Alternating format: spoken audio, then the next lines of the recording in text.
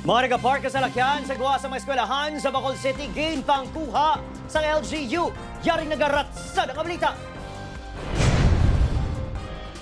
Masami nagkakalate ang mga estudyante, bangod nagapugok ang mga salakyan sa gawa sa eskwelahan.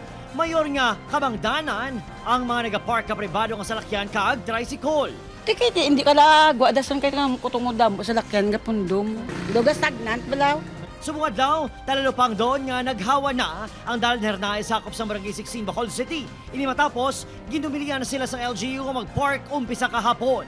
Ang mga residente, ang mga tao man, may dokar man, kag ma-follow na sila sa instruction. Para sa tanan naman, pagutok naman, tanan-tanan naman nga umalagi among nga problema.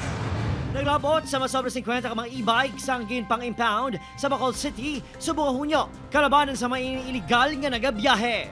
Nayara kita sa kabilog ordinance, pero ang nabutang dito, kung member ka sa tricycle nga toda ka gusto mo i-replace ang imo tricycle with an e-trike, pwede na siya.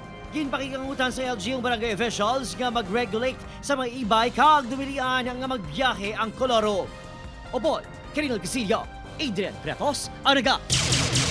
Ratsada!